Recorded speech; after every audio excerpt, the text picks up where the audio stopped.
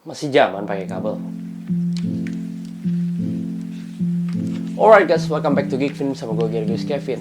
Kalau yang dulu itu mirip sama SteelSeries Arctis 5, yang sekarang mirip sama Logitech G435. Ini adalah headset wireless terbaru dari Rexus, yaitu Daxa Setna SL1.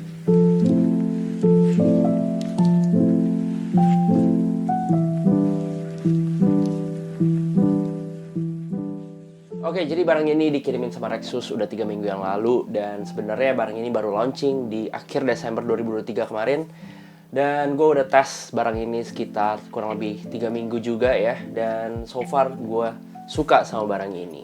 Jadi kalau kalian udah nonton di video gue sebelumnya, gue udah mention itu 5 barang rekomendasi untuk setup 2024. Dan salah satunya itu adalah headset wireless. Dan gue pakai headset wireless dari SteelSeries, yaitu Arctis Nova 7. So far headset gue dari SteelSeries itu nggak ada komplain, itu enak banget. Ada Bluetooth, dongle, sama wired. Sama juga kayak headset yang ini, ada triple connection yang akan gue bahas nanti. Dan gue suka sama headset ini. Desainnya gue suka karena nggak neko-neko gitu ya, simple juga dan bisa dipakai untuk lifestyle, juga gaming. Dan nggak ada bagian yang agresif, semua detailnya cakep di sini. Nggak ada RGB juga, jadi cocok buat kalian yang nggak suka RGB. Dan untuk fontnya cuma ada tulisan DX aja di bagian tengah sini yang bikin headset ini kelihatan lebih minimalis dan estetik. Untuk pilihan warnanya ada dua, ada vintage black dan yang gue pilih ini adalah starlight white. Sebenarnya untuk yang starlight white ini nggak putih-putih banget gitu ya. Kalau kalian lihat detail, ini lebih ke arah abu gitu ya, abu terang dan abu gelap. Untuk bagian fabriknya ini abunya lebih terang aja dan lebih kelihatan apa ya, kelihatan agak kusam jadinya. Tapi kalau misalkan dilihat secara detail dan dekat, ini sebenarnya bagus-bagus aja. Dan gue gak ada komplain sih untuk warnanya. Headset ini udah triple connection, jadi di sini kita bisa pakai koneksi antara Bluetooth 5.2, dongle 2.4 GHz, atau kabel USB Type-C yang gunanya untuk nge-charge headsetnya juga. Dan nggak usah khawatir kalau misalkan headsetnya lagi di-charge, kita masih tetap bisa pakai headsetnya. Sayangnya untuk Bluetooth dan dongle di sini itu nggak bisa dipakai secara berbarengan. Beda sama SteelSeries Arctis Nova 7 yang gue pakai, itu dia juga punya triple connection dan Bluetooth dan dongle-nya bisa dipakai secara berbarengan. Jadi kalau kalian aktifin dongle itu untuk PC, kalian bisa dengerin musik, gaming itu dari suara PC. Lalu kalian misalkan mau Discordan itu bisa dari HP aja kan, soalnya ada PC yang kalau misalkan diaktifin Discord dan game secara berbarengan itu kan kadang nge-lag gitu ya. Jadi ya bisa jadi alternatif.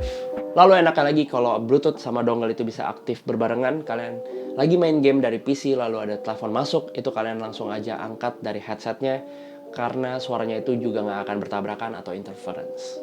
Ya, itu adalah fitur yang bagus banget menurut gua, tapi sayangnya Setna SL1 ini belum bisa. Cuma kalau dilihat lagi dari gap harganya yang lumayan jauh gitu ya, ya pantas saja kalau Setna SL1 ini belum punya fitur itu. Headset ini ada di 550 ribuan dan menurut gua secara pribadi headset ini udah oke banget. Dilihat dari build quality-nya, walaupun mostly terbuat dari bahan plastik, tapi masih cukup kokoh. Dan kalau kita bentest kayak begini, headsetnya juga nggak ada suara crackling sama sekali dan fleksibilitasnya juga cukup oke. Untuk bagian telinganya ini dia tipenya over ear gitu ya, jadi kuping kalian bisa terbungkus di dalamnya, yang bikin lebih nyaman untuk dipakai jangka waktu yang lebih lama.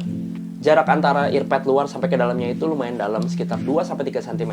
Jadi buat kalian yang tipe kupingnya itu agak lebar, kalian nggak perlu khawatir untuk kena sampai driver di dalamnya.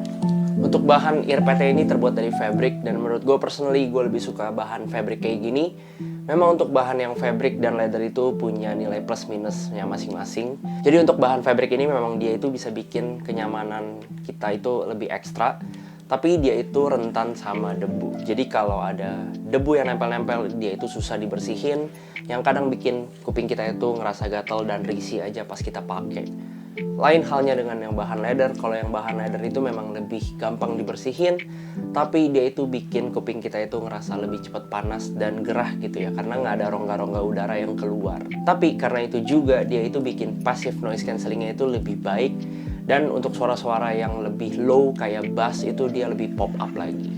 Headset ini bisa dilipat dan kita udah dapat carrying case-nya juga, jadi kalau mau dibawa traveling itu lebih convenient dan nggak takut headset kita itu kenapa-napa. Cuma yang disayangkan dia nggak bisa di swivel, jadi agak kurang nyaman aja kalau kita taruh di leher kayak begini. Untuk adjustment headset ini cukup ditarik aja, memang mirip banget sama Logitech G435 yang punya model wire kayak begini, dan secara mekanisme mirip sama SteelSeries Arctis Nova Series yang tinggal ditarik aja. Untuk kenyamanan, jujur gue kaget sama headset ini karena emang enak banget pas dipakai. Di bagian atasnya dia memang terbuat dari fabric juga ya di sini, tapi memang agak lebih tipis. Dan untuk clamping force-nya dia yang tipenya itu nggak neken banget, khususnya untuk size kepala gue itu nyaman banget. Perlu di note, balik lagi, size kepala orang itu beda-beda, tapi satu hal yang pasti, headset ini termasuk kategori yang cukup ringan karena beratnya itu cuma di 185 gram aja. Gue baru pakai headset ini sekitar 3 minggu dan rata-rata pemakaian gue itu di sekitar 5-6 jam di setiap harinya. Dan gue charge 2 kali untuk headset ini sampai sekarang. Dan untuk ngecasnya belum ada quick charging ya, jadi dari 0 sampai 100% itu ada di 2,5 jam. Dan di sini kalau kita lihat dari headsetnya cuma ada satu lubang, yaitu lubang Type-C aja yang gunanya itu untuk colok kabel buat ngecas. Ya lumayan takes time ya, tapi kalian nggak perlu khawatir walaupun kalian lagi ngecas headsetnya itu masih bisa tetap dipakai. Tes cek 1 2 3, ini suara dari internal mic Daxa Setna dengan mode kabel. Tes cek 1 2 3, ini suara dari internal mic Daxa Setna dengan mode Bluetooth. Tes cek 1 2 3, ini suara dari internal mic Daxa Setna dengan mode dongle. Tes cek 1 2 3, ini suara dari external mic Daxa Setna dengan mode Bluetooth. Tes cek 1 2 3, ini suara dari external mic Daxa Setna dengan mode dongle. Ya itu tadi suara dari Daxa Setna SL1 ini. Gimana menurut kalian? Kalau menurut gue sih ya biasa-biasa aja ya, nggak ada yang spesial, mau itu pakai Bluetooth, dongle atau dari wired. Cuma memang kalau yang pakai dongle itu dia itu suaranya memang lebih wide sedikit aja sih. Cuma ya masih oke-oke aja secara overall. Ya untuk suaranya ini gue suka dan udah lumayan bagus juga di harga segini. Gue udah coba tes untuk game kayak FPS di CS dan game MOBA juga kayak Dota. So far kita bisa dengar suara musuhnya itu datangnya dari mana dan arah tembakan itu ada di mana, dan footstepnya juga kedengaran jelas, jadi kita bisa tahu arah musuh itu ada datangnya dari mana. Dan untuk game MOBA sendiri ketika kita lagi war itu suaranya itu walaupun ada skillnya yang banyak segala macem itu masih bisa ketangkap dengan jelas, walaupun gue merasakan untuk detailnya itu masih agak kurang ya.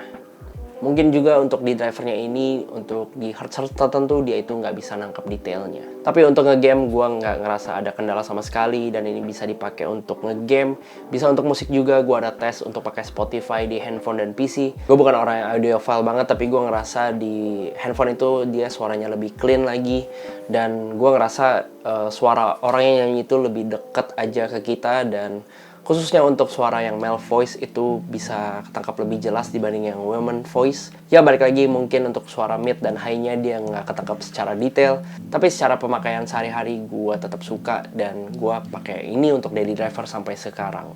Walaupun gue ada SteelSeries Arctis Nova 7, gue sampai sekarang masih pakai ini aja karena secara clamping force ini masih lebih nyaman dibanding SteelSeries Arctis 7. Itu yang bisa gue mention di sini. Beda sama Arctis Nova 7 yang bobotnya itu lebih berat, yang ini lebih ringan. Jadi secara clamping force pun ini juga masih lebih nyaman, makanya gue bisa pakai sampai sekarang. Untuk jarak transmisi dongle ke headsetnya, gue tes pakai secara pribadi dari ruang studio ke kamar mandi dengan jarak kurang lebih 5-6 meter. Suaranya itu masih aman walaupun sesekali ada suara crackling ya, tapi ini pasti dipengaruhi juga sama adanya interference dari beberapa sinyal yang ada di rumah gue kayak wifi, smart lamp, dongle, peripheral lain. Tapi kalau kita lagi dekat sama dongle-nya itu nggak ada isu sama sekali kok. Jadi buat main game udah pasti aman-aman aja. Pengoperasiannya juga gampang, kalian tinggal langsung lihat aja di buku panduan yang udah disediain. Ada keterangan R dan L di atas headsetnya ini. Dan untuk dongle-nya juga ada tulisan Daxa, jadi lebih gampang dicari. Tapi other than that, ini adalah salah satu wireless gaming headset budget friendly terbaik untuk saat ini, dan mungkin produk ini bisa kalian pertimbangin. Ya itu aja guys, semoga kalian terbantu sama video ini. Kalau kalian suka sama video ini boleh kasih like dan subscribe. Kalau kalian mau support channel ini juga bisa share ke teman-teman kalian. Dan ya, thank you juga buat kalian yang udah nonton sampai akhir. Kita akan ketemu di video selanjutnya. Sekian dari Geekfit. Bye-bye.